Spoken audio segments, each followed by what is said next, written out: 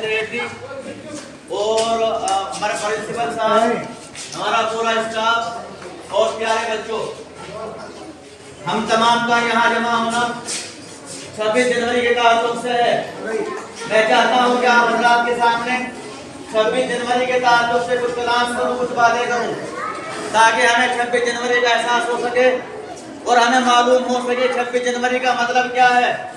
26 जनवरी को क्यों मनाया जाता है, 26 जनवरी का मकसद क्या है, 26 जनवरी का पैगाम क्या है, इसके अंदर हमें क्या करना चाहिए। तो मैं ये चाहता हूँ कि बहुत मुख्तसर अंदाज के अंदर इन तमाम बातों को आप हजरात के सामने पेश करूँ। बड़ी देर से ये प्रोग्राम शुरू था, अपने इख्तितामी वक्त के अंदर आज पहुंचा है, तो मैं इन तमाम चीजों का मकसद आप हजरात के सामने पेश कर देना चाहता हूं। मैं बता देना चाहता हूं कि ये हिंदुस्तान 26 जनवरी का मतलब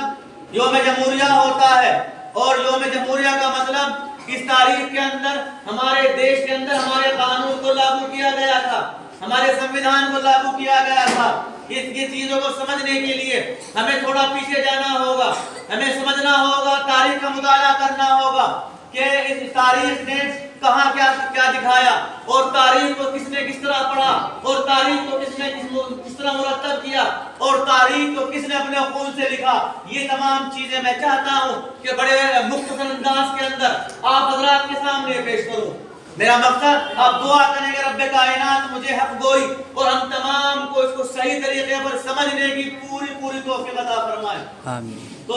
मुहतरम प्यारे बच्चों और यहाँ मौजूद तमाम हज़रात, मैं अर्ज कर देना चाहता हूँ कि 26 जनवरी का ताल्लुक 15 अगस्त से होता है, जो 1947 वाला 15 अगस्त था। और आप अच्छी तरह जानते हैं, आपने पढ़ा होगा कि 15 अगस्त का मतलब क्या था। 15 अगस्त का मतलब ये था कि देश उस तारीख के अंदर आजाद हुआ था। ये देखने के अंदर और कहने के अंदर लफ्ज आजादी बड़ी छोटा सा लफ्ज है, बड़ा मुख्तसर सा लफ्ज है, लेकिन इसका मफहूम बड़ा खास है, बहुत अहम मतलब है इसका। इस लफ्ज आजादी के अंदर हमारे बड़ों ने, तुम्हारे बड़ों ने, हमारे अकाबिरीन ने, तुम्हारे अकाबिरीन ने खोल कर नजराना पेश किया है, गर्दनों को कटवाया है, अपने अपना आप को फांसी के ऊपर लटकवाया है, तब कहीं जाकर ये इसका मफहूम आपके सामने आता है। साथ ही साथ मैं अर्ज कर देना चाहता हूँ, फर्स्ट पॉइंट में आपके सामने ये पेश कर देना चाहता हूँ कि इस जंग आजादी के अंदर या 26 जनवरी को जो कानून लागू किया गया था, उसको लागू करवाने के लिए, जमीन हमवार करने के अंदर, इस बस्ती थाना भवन का आजादी की जंग के अंदर क्या इसका रोल था, क्या इसका मर्तबा था, क्या इसका मकाम था, मैं ये तमाम चीजें आप हज़रात के सामने पेश कर देना चाहता हूँ। आप तारीख के अगर स्टूडेंट हैं, तारीख को आप पढ़ते हैं तो आपको मालूम होगा कि 1857 नहीं बल्कि 1757 की बात करेंगे, या उससे पहले की बात करेंगे। जैसा कि अभी इस बच्ची ने बताया था कि 1757 के अंदर उससे पहले शहीद अहमद साहब शाह शहीद, सैयद अहमद साहब शहीद, हैदर अली जैसे सूरमा हिंदुस्तान के अंदर जंग आजादी का अलंबरदार थे, और वो झंडा उठाए हुए थे, अंग्रेज की मुखालिफत कर रहे थे। लोग यूं कहते हैं कि 1857 के इनकलाब के बाद देश की आजादी की राह हमवार होती है। मैं अर्ज कर देना चाहता हूं और बता देना चाहता हूं कि 1857 नहीं बल्कि 1757 के अंदर जाए और उससे पहले जाए, तकरीबन 200 साल तक बराबर मेरे और आपके बड़ों ने देश के लिए खून का नजराना पेश किया, कुर्बानी पेश की, तब कहीं जाकर 1857 आता है। 1857 के अंदर भी खास तौर से मैं आज ये देता हूँ, इस देश के अंदर हमारे इस इलाके के अंदर नहीं बल्कि 1857 की जंग की जो क़यादत की जाती है, उसकी शुरुआत ही थाना भवन से होती है, और उसका हेड क्वार्टर थाना भवन के अंदर था। और तमाम अमीरुल मोमिनीन यहाँ मौजूद, जिनको दुनिया वाले, जिनको तारीख के अंदर हाजी इमदादुल्लाह साहब मुहाजिर मक्की नव्वरल्लाहु मरकज़हू के नाम से जाना जाता है, और यहाँ के कमांडर इन चीफ मौलाना कासिम साहब नानोतवी, जो नानोत के अंदर पैदा हुए थे, दारुल उलूम देवबंद के कायम करने वाले थे, वो तमाम फौज के कमांडर इन चीफ थे। इसी तरह गंगों के अंदर पैदा होने वाले मौलाना रशीद अहमद साहब गंगोही, वो भी एक अहम ओहदा रखते थे। بہرحال 1857 کی روپ ریکھا تیار کرنے کے بعد سب سے پہلے وہ 12 آدمی تھے جو اسی مسجد کے اندر، جو مسجد اولیاء کے نام سے جانی جاتی ہے، جو آپ کے قریب ہوتی ہے، جس کو آج خانقاہ امدادیہ اشرفیہ کے نام سے جانا جاتا ہے، وہ 12 آدمی تھے۔ وہاں جمع ہوتے ہیں، سر جوڑ کر بیٹھتے ہیں اور یوں کہتے ہیں کہ کون سا طریقہ ہمیں اختیار کرنا چاہیے کہ ہمارا دیش آزاد ہو جائے، ہمارا ملک آزاد ہو جائے، ہمیں کن طریقے کار کے اوپر کام کرنا چاہیے کہ ہمیں آزادی حاصل ہو، ہمیں کون سا طریقہ اختیار کرنا چاہیے کہ آنے والی نسل آزاد پیدا ہو، مذہبی آزادی ہو، شخصی آزادی ہو، سماجی آزادی ہو، ہر طرح کی آزادی ہو، ہمیں کون سا طریقہ اختیار کرنا چاہیے۔ وہاں یہ سوچنے کے لیے، اس کے اوپر غور کرنے کے لیے وہ 12 آدمی تھے جو سر جوڑ کر بیٹھے تھے۔ اسی اثناء کے اندر یہاں تھانہ بھون کے رہنے والے قاضی عنایت صاحب، وہ بھی یہاں کے بااثر شخصیت تھے اور بڑے بہادر اور نڈر تھے۔ قاضی صاحب کا بھائی سہارنپور کے اندر کچھ ہاتھی خریدنے کے لیے جاتا، انگریز فوج ان کو وہاں شہید کر دیتی ہے۔ یہاں معلوم ہوتا ہے کہ سہارنپور کے اندر قاضی عنایت صاحب کے بھائی کو شہید کر دیا گیا۔ پھر ساتھ ہی ساتھ یہ معلوم ہوتا ہے کہ سہارنپور سے ایک انگریزی توپ خانہ چلے گا جو شاملی تحصیل کے اندر جائے گا۔ اس وقت شاملی بڑی تحصیل ہوا کرتی تھی، وہاں اس کو جانا تھا۔ وہ توپ خانہ سہارنپور سے چلا، تھانہ بھون کے باہر کے اندر، باہری علاقے کے اندر وہ باغ کی نشانات آج بھی موجود ہے۔ وہ باغ کے اندر وہاں وہ 12 آدمی چھپ کر بیٹھے، گھات لگائی، گوریلا وار کیا۔ جب وہاں وہ توپ خانہ وہاں پہنچتا ہے تو 12 آدمیوں نے 2 نالی بندوق سے باری باری فائر کیا۔ ایک ساتھ 25 فائر ہوتے ہیں۔ انگریز توپ خانے والے یہ سمجھتے ہیں کہ یہاں ایک بہت بڑا لشکر چھپا ہوا ہے، وہ بھاگ جاتے ہیں، راہ فرار اختیار کر لیتے ہیں۔ اور وہ 12 آدمی جن کے اندر مولانا قاسم صاحب نانوتوی، مولانا رشید احمد صاحب گنگوہی اور اس جیسے دوسرے اکابر موجود تھے، وہ وہاں اس توپ خانے کو گھسیٹ کر لا کر تھانہ بھون کی سرزمین کے اندر، یہاں ایک مقام کے اندر انڈر گراؤنڈ کر دیتے ہیں، چھپا دیتے ہیں۔ دوستو یہ آزادی کہنے کے اندر بہت چھوٹا سا لفظ ہے، یہ آزادی بہت چھوٹا سا لفظ دکھائی پڑتا ہے، لیکن اس کے مفہوم کے اندر جائیں گے، اس کے مطلب کو سمجھیں گے تو بڑا خاص مطلب ہے۔ بڑی قربانیوں کا نام آزادی ہے، بڑے خون دینے کا نام آزادی ہے، بڑے خون دینے کا نام آزادی ہے۔ بہرحال شاملی وہ لٹا پٹا توپ خانہ شاملی چلا جاتا ہے اور پھر شاملی ایک جنگ عظیم کی شروعات ہوتی ہے۔ اندر وہاں انگریز فوج موجود تھی اور برابر یہاں 3 دن سے تحصیل کو گھیرنے کے بعد برابر اس کے اوپر حملہ کیا جا رہا تھا، لیکن کامیابی کی آثار دکھائی نہیں پڑتے تھے۔ یہاں اسی مسجد کے اندر، جس مسجد کا نام مسجد اولیاء ہوتا ہے، وہاں ایک حافظ ضامن شہید بھی موجود تھے۔ ان کا دوست ان کو یوں کہتا ہے کہ دیکھو کئی دن ہو گئے برابر لڑائی کرتے ہوئے، اٹیک کرتے ہوئے، حملہ کرتے ہوئے، لیکن کامیابی کے آثار دکھائی نہیں پڑتے ہیں۔ میں چاہتا ہوں کہ آنے والے کل کے اندر آپ بھی لڑائی کے اندر شریک ہو تاکہ یہ تحصیل ٹوٹ سکے، تحصیل کا دروازہ ٹوٹے اور تحصیل کی بنیادوں کے اندر زلزلہ پیدا ہو۔ وہ مستقل اندر یوں کہتا ہے کہ دروازہ نہیں رہے گا، دروازہ ٹوٹ جائے گا، جب اس کی تحصیل کی بنیادوں کے اندر زلزلہ پیدا ہو جائے گا، لیکن ضامن بھی نہیں رہے گا۔ دوست یوں کہتا ہے میں رہوں نہ رہوں، ضامن تو رہے نہ رہے، لیکن تحصیل کا دروازہ نہیں رہنا چاہیے۔ تحصیل کے بنیادوں کے اندر زلزلہ ایسا پیدا ہو کہ وہ زمین بوس ہو جائے۔ ایسا ہی ہوتا ہے۔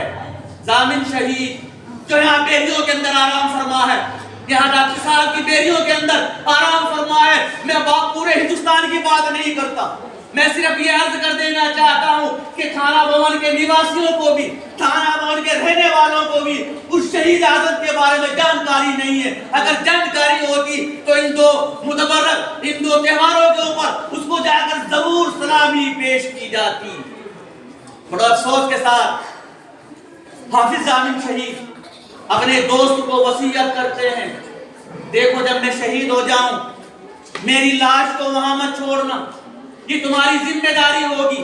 کہ مجھے تھانہ بھون لے کے جانا اور وہاں دفن کر دینا۔ لڑائی ہوتی ہے شروع کو بڑی صبح کو لڑائی ہوتی ہے، شروعات ہوتی ہے، لڑائی کے اندر جوش و خروش دیدہ نہیں تھا اور لڑائی اپنے شباب پر تھی، گولیاں برابر برس رہی تھی، باہر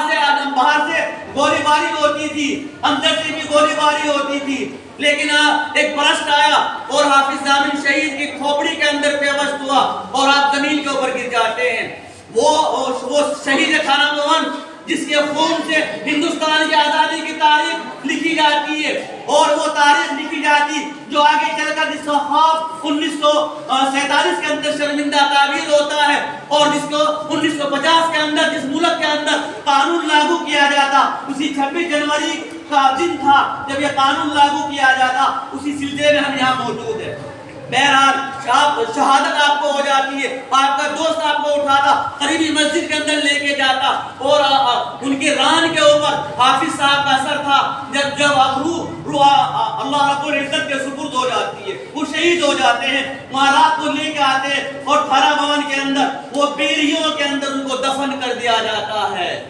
اگر میں یوں کہوں تو زیادہ بڑی بات نہیں ہوگی، اگر میں یوں عرض کر دوں کہ تاریخ آزادی کی تاریخ تمہارے نام کے بغیر، تمہاری بستی کے نام کے بغیر یہ تمہاری آزادی کی تاریخ مکمل نہیں ہو سکتی، تو یہ غلط نہیں ہوگا۔ سچائی یہ ہے کہ آزادی کو مکمل کرنے کے لیے، آزادی کی مکمل تاریخ کو جاننے کے لیے ضروری ہے کہ ضامن شہید کو یاد کیا جائے، ضروری ہے امداد اللہ مہاجر مکی کو یاد کیا جائے، ضروری ہے کہ اپنے اکابرین کو یاد کیا جائے، اپنے بڑوں کو یاد کیا جائے، یہ ضروری ہے۔ اگر آپ ان کو نہیں جانیں گے، نہیں سمجھیں گے، تاریخ آپ